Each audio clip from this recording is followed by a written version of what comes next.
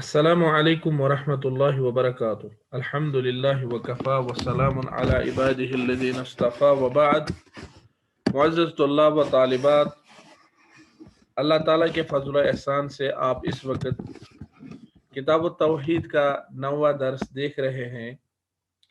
کتاب التوحید دراصل معالی الشیخ العلامہ ڈاکٹر صالح بن فوزان الفوزان حفظہ اللہ کی ایک انتہائی عظیم اور مفید کتاب ہے، اور اس بار جامعہ اہل حدیث تحصیل ناربل نے اس کتاب کو ایک انعامی مقابلہ، مطالعاتی مقابلہ کے لیے بطور سلیبس مقرر کیا ہے، جس انعامی اور مطالعاتی مقابلہ میں شرکت کرنے کے لیے آپ حضرات نے فارم بھرے ہیں۔ تو آپ ہی باسعادت طلاب و طالبات کے لیے تحصیل جمعیت ناربل کی طرف سے یہ دروس منعقد کیے جا رہے ہیں۔ آج آپ اس سلسلے کی 9ویں کڑی دیکھ رہے ہیں اور سماعت کر رہے ہیں۔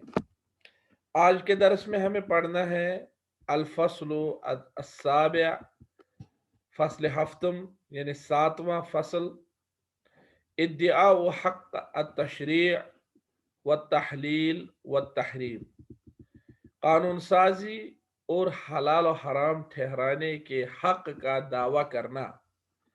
یعنی کوئی یہ دعویٰ کرے کہ میں قانون بنا سکتا ہوں، میں حلال مقرر کر سکتا ہوں، میں کچھ چیزوں کو حرام کر سکتا ہوں، تو اس قسم کا دعویٰ، اس کا کیا حکم ہے؟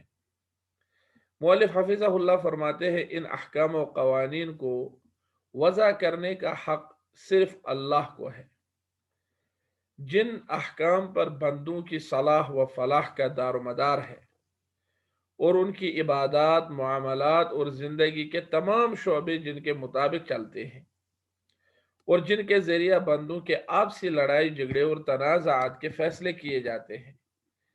ارشاد باری تعالی ہے، اللہ تعالیٰ کا فرمان ہے، الا لہ الخلق والامر تبارک اللہ رب العالمین، دیکھو سب مخلوق اسی کی ہے اور حکم بھی اسی کا ہے، یہ اللہ رب العالمین بڑی برکت والا ہے، چونکہ وہی جانتا ہے کہ اپنے بندوں کے لیے کون سی چیز مفید ہے، لہذا اسی چیز کے مطابق یا اسی کے مطابق وہ ان کے لیے احکام وضع کرتا ہے، یعنی احکام مقرر کرتا ہے، وضع کرتا ہے، یعنی بناتا ہے، یعنی مقرر کرتا ہے۔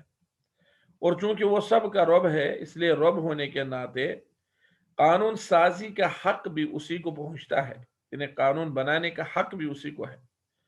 اور چونکہ تمام بندے اس کے بندے و غلام ہیں، اس لیے ان کے لیے اللہ کے احکام کی بجا آوری ضروری ہے۔ اس کے احکامات کی پیروی کا پورا فائدہ انہی کی طرف لوٹتا ہے۔ اللہ تعالیٰ کا ارشاد گرامی ہے، فَإِن تَنَازَعْتُمْ فِي شَيْءٍ فَرُدُّوهُ إِلَى اللَّهِ وَالرَّسُولِ، اگر کسی بات میں تم میں اختلاف واقع ہو تو اسے اللہ اور اس کے رسول کی طرف لوٹاؤ۔ ان کنتم تؤمنون باللہ والیوم الآخر، اگر تم لوگ اللہ اور آخرت کے دن پر ایمان رکھتے ہو تو تب ایسا ہی کرو۔ ذالک خیر و احسن تاویلا، یہ بہت اچھی بات ہے اور اس کا معال یعنی انجام بھی اچھا ہے۔ ایک اور جگہ پر اللہ تعالیٰ نے فرمایا، وَمَا اخْتَلَفْتُمْ فِيهِ مِنْ شَيْءٍ، تم جس بات میں بھی اختلاف کرتے ہو، جہاں پر بھی تمہیں کوئی اختلاف ہو، فَحُكْمُهُ إِلَى اللَّهِ، تو اس کا فیصلہ اللہ کی طرف سے کر لو، اللہ کی طرف سے اس کا فیصلہ حاصل کر لو۔ ذَلِكُمُ اللَّهُ رَبِّي، یہی اللہ میرا پروردگار ہے۔ اللہ نے اس کی سخت نکیر فرمائی کہ بندہ اللہ کے علاوہ کسی اور کو قانون ساز مانے۔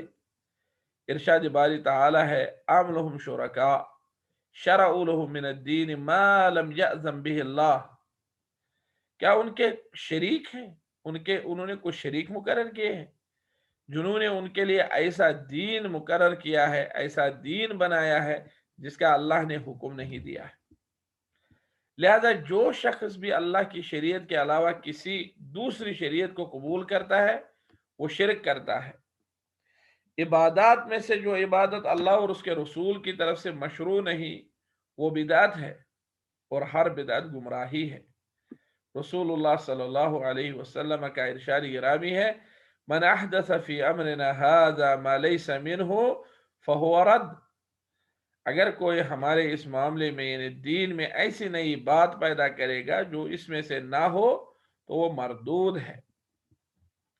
ایک اور روایت کے الفاظ اس طرح ہے، من عمل عملا لیس علیہ امرنا فہو رد۔ جس نے کوئی ایسا عمل کیا جس پر ہمارا حکم نہ ہو تو وہ عمل مردود ہے۔ اور سیاسی و انتظامی معاملات میں اگر شریعت الہیہ سے ہٹ کر کام کیا جائے تو وہ طاغوتی و جاہلی حکومت ہوگی۔ جدا ہو دین سیاست سے تو رہ جاتی ہے چنگیزی۔ ارشاد باری تعالی ہے، افحکم الجاہلیت یبغون، کیا یہ لوگ زمانہ جاہلیت کا فیصلہ چاہتے ہیں؟ ومن احسن من اللہ حکما لقوم یوقنون، اور یقین رکھنے والوں کے لیے اللہ تعالی سے زیادہ بہتر فیصلہ کرنے والا اور کون ہو سکتا ہے۔ اسی طرح حلال و حرام قرار دینے کا حق صرف اللہ کو ہے۔ کسی کے لیے بھی یہ جائز نہیں کہ وہ اس معاملے میں اللہ تعالیٰ کے ساتھ شریک ٹھہرائے یا خود اللہ کا شریک ہو۔ ارشاد باری تعالیٰ ہے، وَلَا تَأْكُلُوا مِمَّا لَمْ يُذْكَرِ اسْمُ اللَّهِ عَلَيْهِ وَإِنَّهُ لَفِسْقٌ، اور جس چیز پر اللہ کا نام نہ لیا گیا ہو اسے مت کھاؤ، کیونکہ اس کا کھانا ناجائز اور گناہ ہے۔ وَإِنَّ الشَّيَاطِينَ لَيُوحُونَ إِلَىٰ أَوْلِيَائِهِمْ، اور یقیناً شیطان اپنے رفیقوں کے دلوں میں یہ بات ڈالتے ہیں، لِيُجَادِلُوكُمْ، کہ وہ تم سے جھگڑا کرے، وَإِنْ أَطَعْتُمُوهُمْ إِنَّكُمْ لَمُشْرِكُونَ، اور اگر تم لوگ ان کی اطاعت کرنے لگو تو بے شک تم مشرک ہو جاؤ گے۔ آیت کریمہ میں اللہ تعالیٰ نے شیاطین اور ان کے دوستوں کی اطاعت کو حلت و حرمت کے معاملہ میں، یعنی چیزوں کے حلال ہونے اور حرام ہونے، حلت یعنی حلال ہونے، حرمت یعنی چیزوں کے حرام ہونے معاملے میں اللہ تعالیٰ کے ساتھ کھلا شرک قرار دیا ہے۔ یعنی اگر چیزوں کے حلال و حرام ہونے کے معاملے میں کوئی شخص شیاطین اور اس کے دوستوں کی اطاعت کرے تو اس نے کھلم کھلا شرک کیا۔ اسی طرح حلت و حرمت کے معاملہ میں علماء و امراء کی اطاعت و پیروی بھی اللہ کے سوا دوسروں کو رب اور حاجت روا بنانے کے مترادف ہے۔ ارشاد باری تعالی ہے، اتخذوا احبارهم ورهبانهم اربابا من دون اللہ والمسیح ابن مریم، ان لوگوں نے اپنے رہبان کو، اپنے راہبوں کو اور اپنے علماء اور مشائخ کو اور عیسیٰ بن مریم کو اللہ کے سوا رب بنا لیا ہے، معبود بنا لیا ہے۔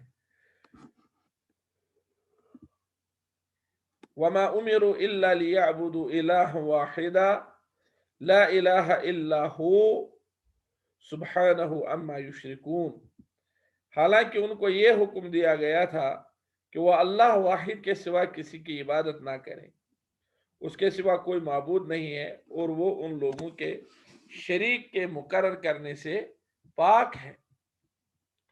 حدیث میں آیا ہے کہ اس آیت کریمہ کو نبی صلی اللہ علیہ وسلم نے عدی بن حاتم نامی ایک صحابی، ایک جلیل القدر صحابی تھے، ان کے سامنے پڑھا تو عدی بن حاتم تائی نے عرض کیے، اے اللہ کے رسول صلی اللہ علیہ وسلم، ہم نے تو ان لوگوں کو رب نہیں بنایا تھا۔ یا رسول اللہ صلی اللہ علیہ وسلم، لسنا نعبدهم، ہم تو ان کی عبادت نہیں کرتے تھے۔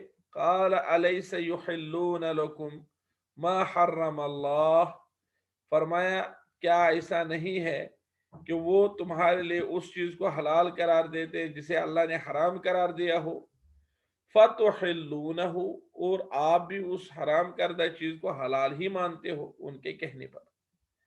وَيُحَرِّمُونَ مَا أَحَلَّ اللَّهُ فَتُحَرِّمُونَهُ، اور جن چیزوں کو اللہ نے حلال قرار دیا ہے انہیں وہ لوگ حرام قرار دیتے ہیں اور آپ بھی ان کو حرام مانتے ہو۔ قالوا بلا، انہوں نے کہا ہاں ایسا تو ہے۔ قال نبی صلی اللہ علیہ وسلم فَتِلْكَ عِبَادَتُهُمْ، تو اس پر نبی صلی اللہ علیہ وسلم نے فرمایا یہی تو ان کی عبادت ہے، فتل کا عبادت ہوں، یہی تو ان کی عبادت ہے۔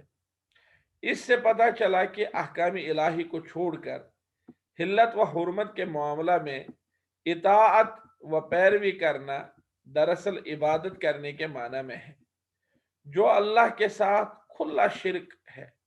یہ شرک اکبر ہے جو توحید کے سراسر منافی اور خلاف ہے، اس لیے کہ توحید کے معنی لا الہ الا اللہ کا اقرار کرنا ہے، اور اس اقرار کا مطلب یہ ہے کہ چیزوں کو حلال قرار دینے یا حرام قرار دینے کا حق صرف اللہ تعالیٰ کو ہے۔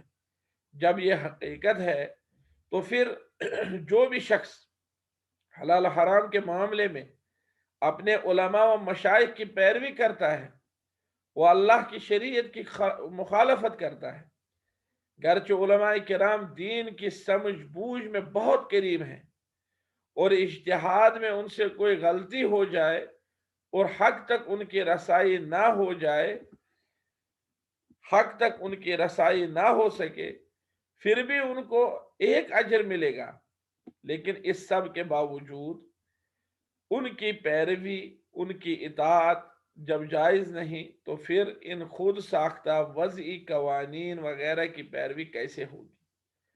یعنی ایسے خود ساختہ جب ہمیں علماء کی اطاعت اور پیروی جائز نہیں ایسی صورت میں، تو پھر ان خود ساختہ وضعی قوانین کی پیروی کیسے جائز ہوگی جو کفار و ملحدین کی طرف سے بنائے گئے ہیں، ان کے وضع کردہ ہیں، ان کے بنائے ہوئے ہیں، جو باہر سے منگائے گئے ہیں، جو عالم اسلام اور وہاں کے مسلم عوام پر زبردستی تھوپے گئے ہیں۔ لا حول ولا قوت الا باللہ۔ اس طرح تو اللہ کے بجائے کفار و ملحدین کو ارباب من دون اللہ، اللہ کے سوا غیر کو رب بنایا جاتا ہے، جو ان کے لیے احکام و قوانین وضع کرتے ہیں، حرام چیزوں کو حلال قرار دیتے ہیں اور بندوں پر حکومت کرتے ہیں، لہذا ایسا کرنا درست نہیں ہے، شرک ہے۔ اب مؤلف حفظہ اللہ فرماتے ہیں الفصل الثامن، فصل ہشتم یعنی 8واں فصل، الفصل الثامن یعنی 8ویں فصل، ملحدانہ تحریکوں اور جاہلی جماعتوں کی طرف منسوب ہونے کا حکم۔ حکم الانتماء الى المذاہب الالحادیہ، ایتھیزم کے ساتھ جڑنے کا حکم، والاحزاب الجاہلیہ، جاہلی جماعتوں کے ساتھ جڑنے کا حکم۔ کہتے ہیں ملحدانہ تحریکوں جیسے کمیونزم، سیکولرزم اور سرمایہ داری یعنی اشتراکیت جس کو بولتے ہیں، سرمایہ داری وغیرہ جو کہ سراسر کفر اور الحاد پر مبنی ہے، ان کی طرف انتساب کرنا، ان کے ساتھ اپنے آپ کو جوڑنا مذہب اسلام سے ارتداد ہے۔ ان تحریکوں کی طرف انتساب کرنے والا شخص اگر اسلام کا دعویٰ کرتا ہے تو یہ نفاق اکبر ہے، اس لیے کہ منافقین بھی ظاہری طور پر اپنا انتساب اسلام کی طرف کرتے ہیں، لیکن اندرونی طور پر وہ کافروں کے ساتھ ہوتے تھے، جن کے بارے میں اللہ نے فرمایا وَإِذَا لَقُوا الَّذِينَ آمَنُوا قَالُوا آمَنَّا وَإِذَا خَلَوْا إِلَىٰ شَيَاطِينِهِمْ قَالُوا إِنَّا مَعَكُمْ إِنَّمَا نَحْنُ مُسْتَهْزِئُونَ۔ اور یہ لوگ جب مومنوں سے ملتے ہیں تو کہتے ہیں ہم ایمان لے آئے ہیں، اور جب اپنے شیطانوں میں جاتے ہیں تو ان سے کہتے ہیں ہم تو تمہارے ساتھ ہیں۔ ہم ان لوگوں سے یعنی پیروان محمد صلی اللہ علیہ وسلم سے مذاق کر رہے تھے، ہنسی کر رہے تھے۔ ایک اور جگہ پر اللہ نے ان کی حالت فرمائی، فرمایا الذین یتربصون بکم، یہ لوگ تمہارے انجام کار کا انتظار کرتے رہتے، تمہارا کیا حال ہوگا یہ اس کا انتظار کرتے۔ فَإِن كَانَ لَكُمْ فَتْحٌ مِّنَ اللَّهِ، اگر اللہ کی طرف سے تم کو فتح ملے، قَالُوا أَلَمْ نَكُنْ مَعَكُمْ، تو کہتے ہیں کیا ہم تمہارے ساتھ نہ تھے۔ وَإِن كَانَ لِلْكَافِرِينَ نَصِيبٌ، اور اگر کہیں کافروں کو تھوڑا سا غلبہ مل جائے، قالوا، تو یہ لوگ کہتے ہیں الم نستحوذ علیکم ونمنعکم من المؤمنین، ان سے کہتے ہیں کہ کیا ہم تم پر غالب نہ آنے لگے تھے اور تم کو مسلمانوں کے ہاتھوں سے بچایا نہیں۔ یعنی ان سے کہتے ہیں کافروں سے، کیا ہم تم پر غالب آنے والے نہیں تھے، پھر ہم نے آپ لوگوں کو مسلمانوں کے ہاتھوں سے بچایا؟ یعنی جو غلبہ حاصل کرتا ہے یہ لوگ اسی کے ساتھ ہوتے ہیں۔ اس طرح کے دھوکہ باز منافقوں کے ہمیشہ دوزخ میں ہمیشہ دو رخ ہوتے ہیں۔ اس طرح کے دھوکہ باز منافقوں کے ہمیشہ دو رخ ہوتے ہیں، ایک رخ سے تو مومنوں سے ملتے ہیں اور دوسرے رخ سے اپنے ملحد بھائیوں کی طرف پلٹ جاتے ہیں۔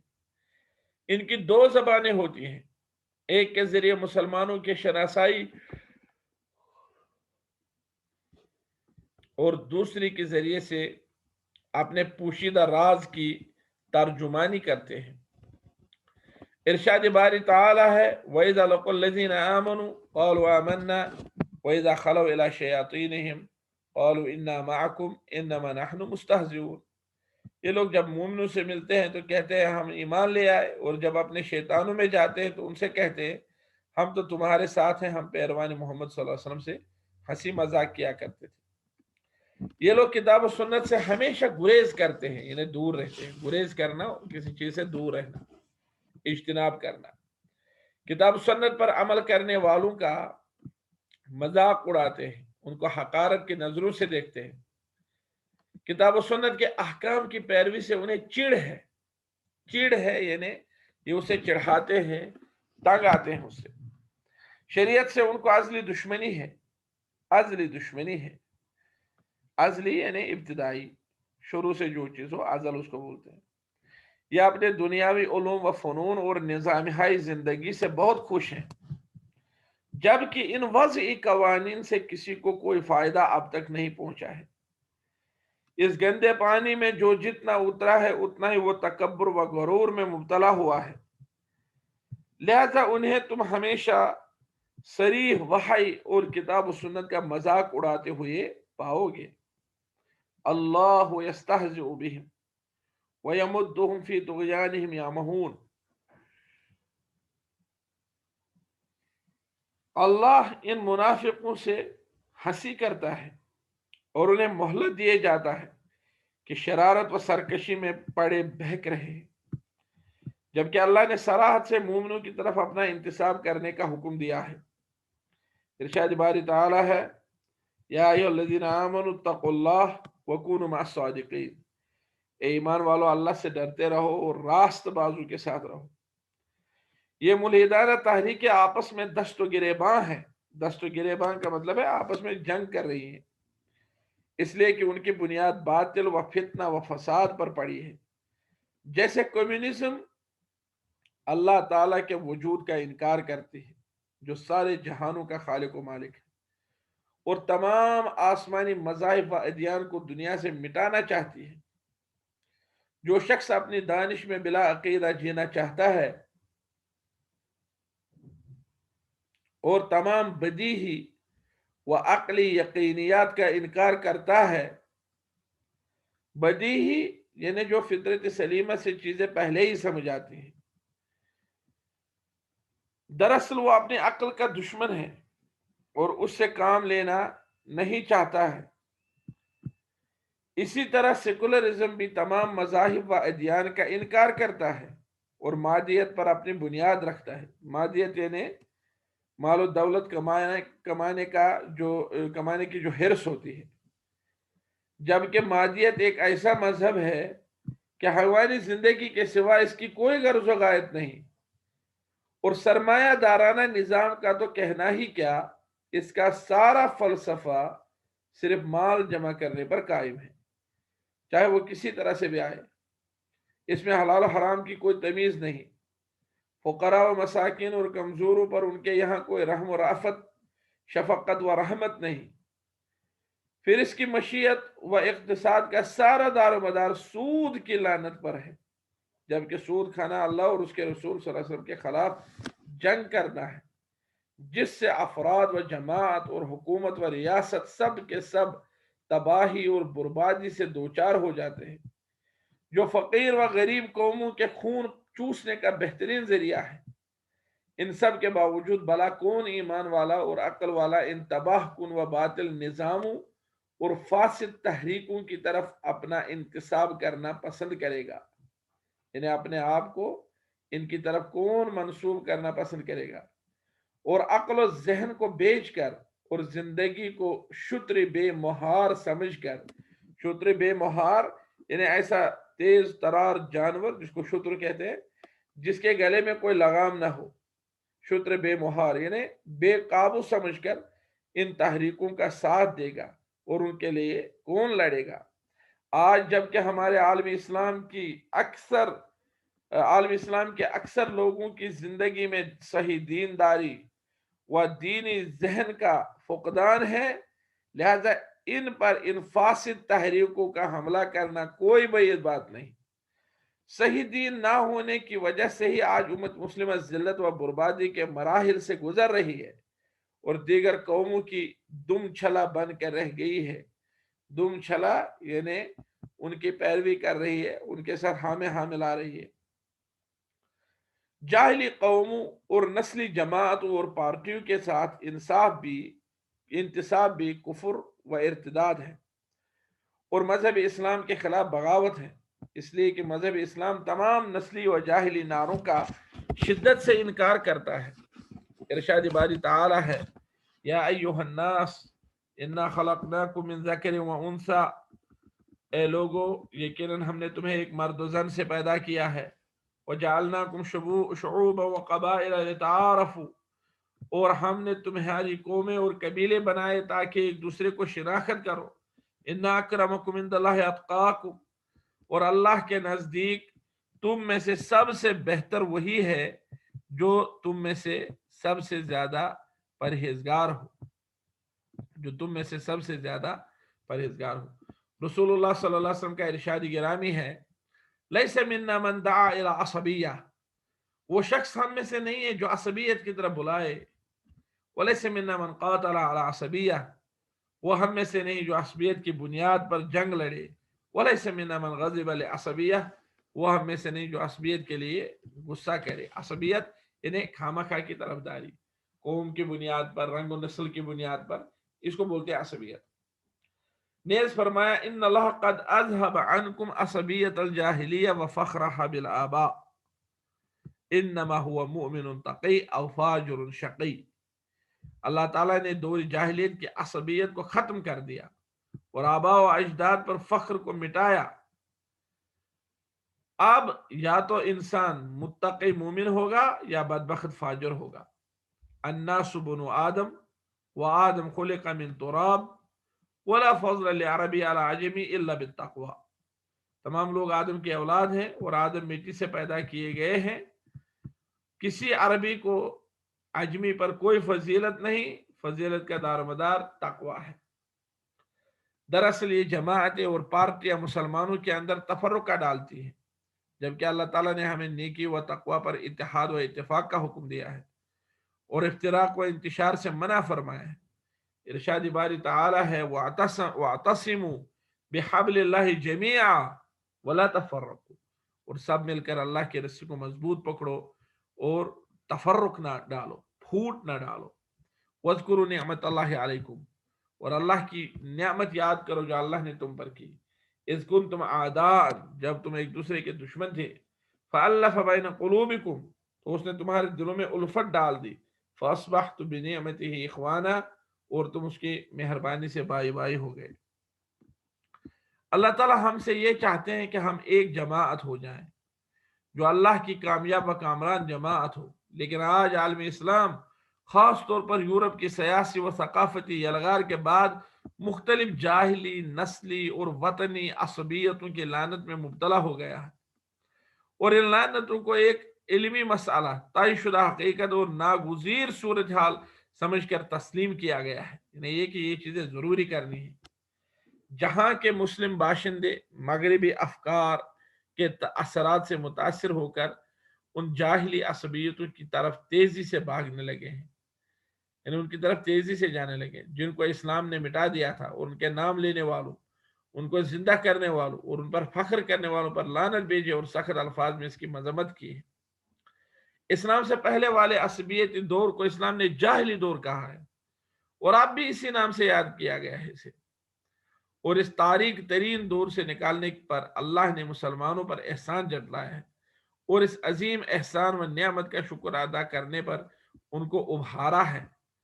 آج مسلمانوں پر ضروری ہے کہ جب بھی وہ جاہلی دور کا تذکرہ کرے تو ناپسندیدگی اور کراہت کے ساتھ اس کا تذکرہ کرے، اور پسندیدہ نقطۂ نگاہ سے اس کو نہ دیکھیں۔ کیا جیل میں سخت ترین سزا کاٹنے والے کے رونگٹے اس وقت کھڑے نہیں ہو جاتے جب اس کے سامنے جیل کا نام لیا جاتا ہے؟ اور کیا سخت ترین بیماری سے نجات پانے والا شخص اپنی بیماری کا تذکرہ کرتے ہی منہ نہیں بگاڑ لیتا؟ لہذا ہر ایک کے ذہن میں یہ بات ہونی چاہیے، اور ہر مسلمان کو یہ معلوم ہونا چاہیے کہ مسلمانوں میں یہ گروہ بندیاں یعنی پارٹی بازیاں دراصل اللہ تعالیٰ کا عذاب ہے، جسے اس نے اپنی شریعت و مذہب سے اعراض کرنے والوں اور اپنے دین سے بدگماں ہونے والوں پر مسلط کر دیا ہے۔ اللہ تعالیٰ کا فرمان ہے قُلْ هُوَ الْقَادِرُ عَلَىٰ أَن يَبْعَثَ عَلَيْكُمْ عَذَابًا مِّن فَوْقِكُمْ أَوْ مِن تَحْتِ أَرْجُلِكُمْ أَوْ يَلْبِسَكُمْ شِيَعًا وَيُذِيقَ بَعْضَكُمْ بَأْسَ بَعْضٍ۔ کہہ دو کہ وہ اس پر بھی قدرت رکھتا ہے کہ تم پر اوپر کی طرف سے یا تمہارے پاؤں کے نیچے سے عذاب بھیجے، یا تمہیں فرقہ فرقہ کر دے اور ایک کو دوسرے سے لڑا کر آپس کی لڑائی کا مزہ چکھا دے۔ یعنی یہ سب اللہ کے سامنے کوئی بڑی بات نہیں ہے۔ تو اس سلسلے میں رسول اللہ صلی اللہ علیہ وسلم کا ارشاد گرامی ہے وَمَا لَمْ تَحْكُمْ أَئِمَّتُهُمْ بِكِتَابِ اللَّهِ إِلَّا جَعَلَ اللَّهُ بَعْثَهُمْ بَيْنَهُمْ۔ اور جب ان کے ائمہ کرام کتاب اللہ سے حکم نہیں دیں گے تو اللہ ان کو آپس میں لڑا دیں گے۔ جماعتوں اور پارٹیوں کے تعصب سے حق دب جاتا ہے اور رسول اللہ صلی اللہ علیہ وسلم کی لائی ہوئی شریعت سامنے سے ہٹ جاتی ہے، جیسا کہ یہودیوں کے ہاں پیش آیا۔ انہیں یہودیوں کے بارے میں اللہ تعالیٰ نے فرمایا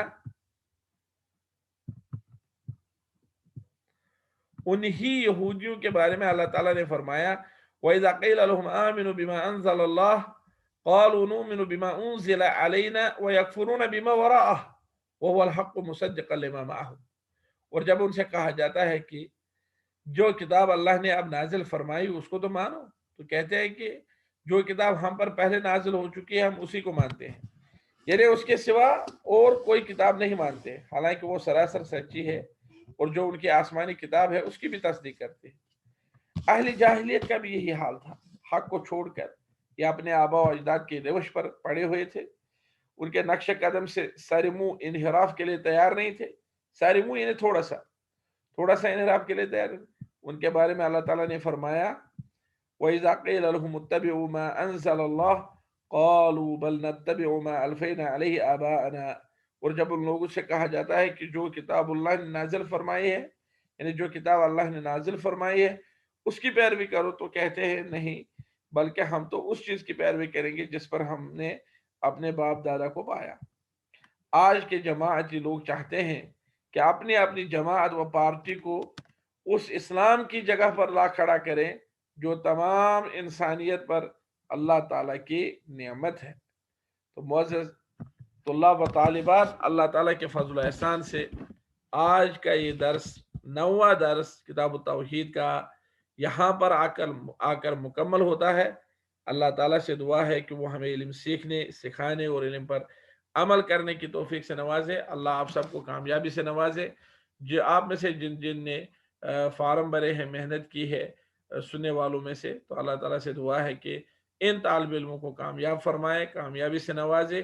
ربنا آتنا فی الدنیا حسنہ وفی الآخرۃ حسنہ وقنا عذاب النار وآخر دعوانا ان الحمد للہ رب العالمین وصلی اللہ وسلم علی خیر خلق محمد وعلی آلہ وصحبہ اجمعین۔